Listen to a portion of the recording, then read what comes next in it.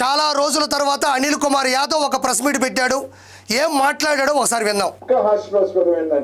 ఇది ఇంకా హాస్యాస్పదం. 2 సార్లు శాసనసభ్యుడు, ఒకసారి మంత్రి, రాజకీయాల్లో ఉన్నటువంటి ఒక నాయకుడు హాస్యాస్పదం అనే పదం పలకలేకపోవడం ఇంకా హాస్యాస్పదం. మనం నోటితో పాటలు పాడొచ్చు, ప్రవచనాలు చెప్పొచ్చు, మంచిగా భోజనం చేయొచ్చు, కానీ ఇలాంటి బూతులు మాట్లాడేటువంటి ఈ నోటితో హాస్యాస్పదం అనే పదం పలకలేకపోవడం ఇంకా హాస్యాస్పదం. చూద్దాం. అధికారంలో ఉన్నది ఎవరు? మేము వీరులు, పులులు, సింహాలు, మేము అనుకుంటే ఎవరు ఉండరు. ప్రగల్భాలు వెలిగేది ఎవరు? పులులు సింహాలు అని కూటమిలో ఉండేవాళ్ళు మాట్లాడుతున్నారని మన దూడపేదాలైనటువంటి అనిల్ కుమార్ యాదవ్ మాట్లాడుతున్నాడు. అయితే ఈ మహానుభావుడు పూర్వం రోజుల్లో ఏం మాట్లాడు అందరికీ తెలీదా?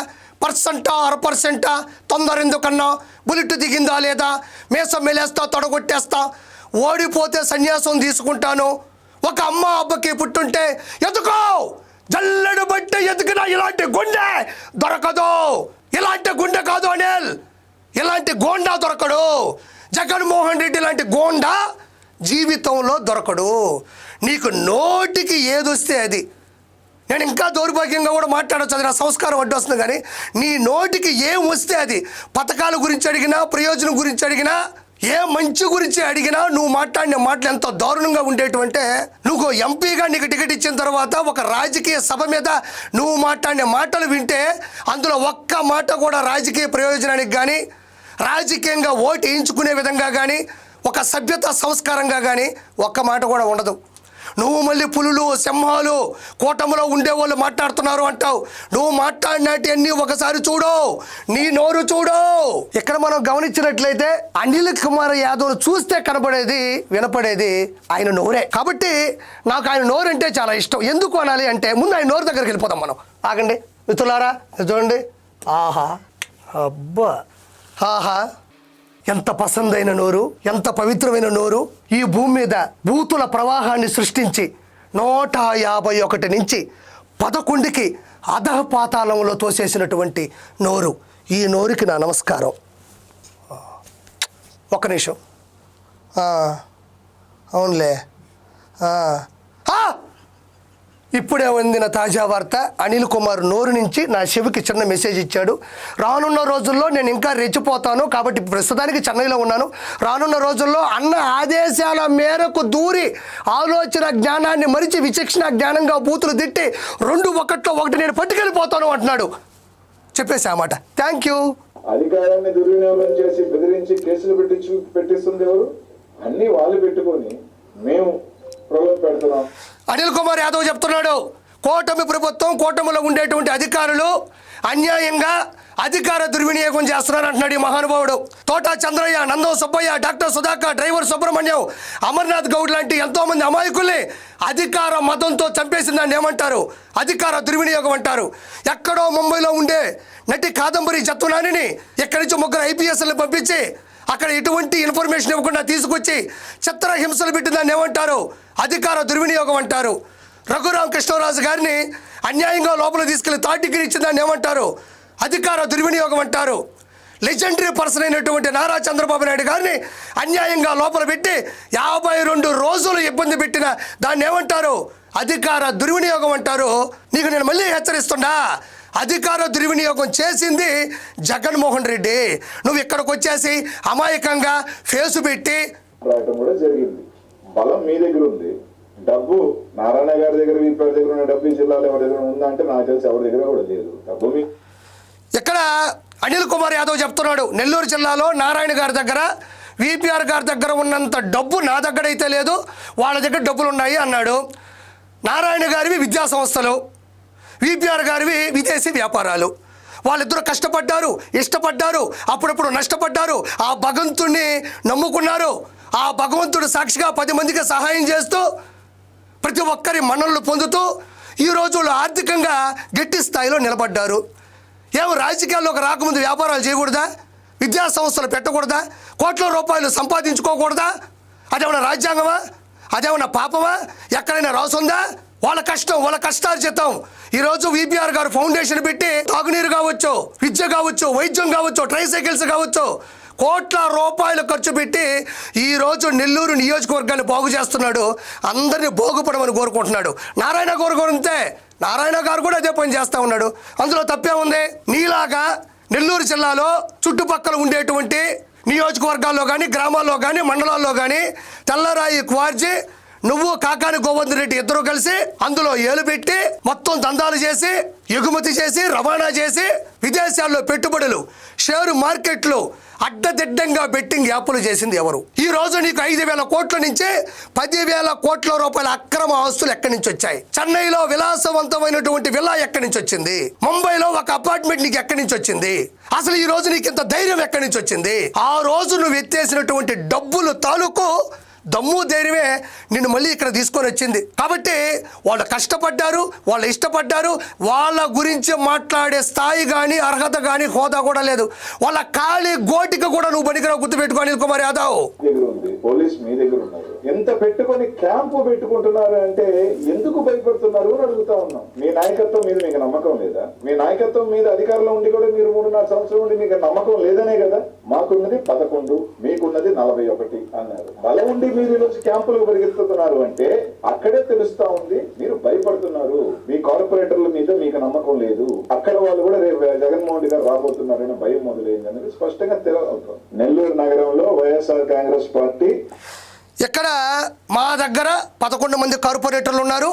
మీ దగ్గర 41 కార్పొరేటర్లు ఉన్నారు. మరి 41 ఉన్నప్పుడు మీరు ఎందుకు క్యాంపు నిర్వహిస్తున్నారు అంటున్నాడు అనిల్ కుమార్ యాదవ్. వాళ్ళు ఏమన్నా చిన్న పిల్లలా, లేదా కిడ్నాప్ చేశారా? ఇలా పట్టుకొని ఇలా ఎత్తుకొని వెళ్ళిపోయి దాచేశారా? వాళ్ళు రాజకీయాల్లో ఉన్నోళ్లే కదా, మీతో ఉన్నోళ్లే కదా. క్యాంపుకి ఎలా తీసుకెళ్ళిపోతారు? మరి 2024 ముందు కూడా 151 సీట్లు ఉన్నాయి. అధికారం మీ చేతిలో ఉంది, గోండాయిజం మీ చేతిలో ఉంది.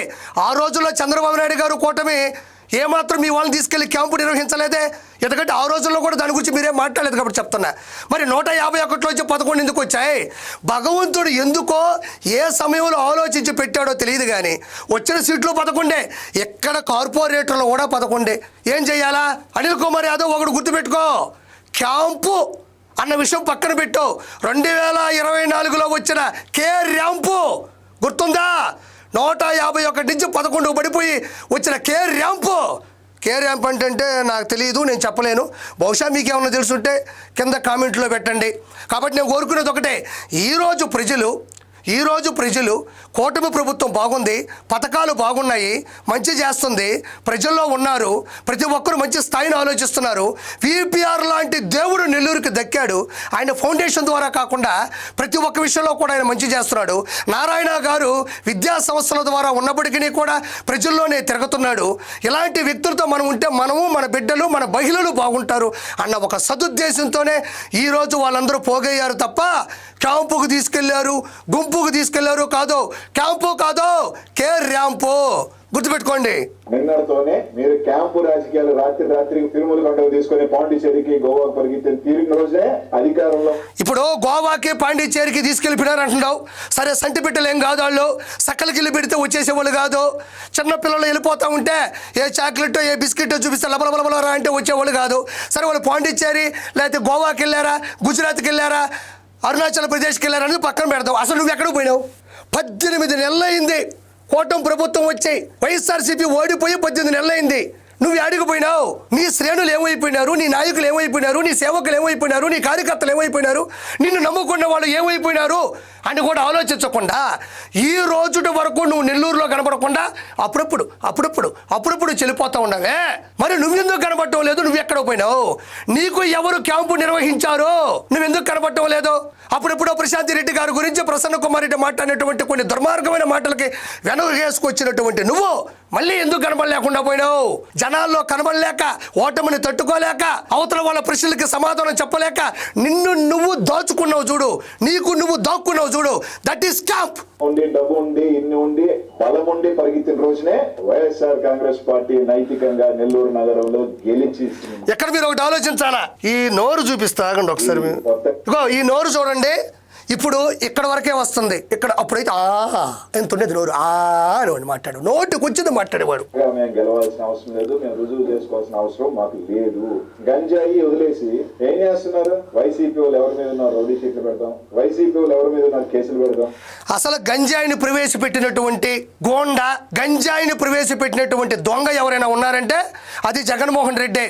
నెల్లూరులో కావలు తీసుకో, ఆత్మకూరు తీసుకో, ఉదయగిరి తీసుకో, నెల్లూరు రూరల్, నెల్లూరు సిటీ, సర్వేపల్లి, కోవూరు, ఏ నియోజకవర్గానికి వెళ్ళినా కూడా మిట్ట మధ్యాహ్నం పట్టపగలు డిగ్రీ కాలేజీల్లో, ఇంటర్మీడియట్ గవర్నమెంట్ కాలేజీల్లో రోడ్డు మీద గంజాయి అమ్మినటువంటి ప్రేరేపించినటువంటి ఉన్మాది ఉగ్రవాది ఎవరైనా ఉన్నాడంటే అది జగన్మోహన్ రెడ్డి.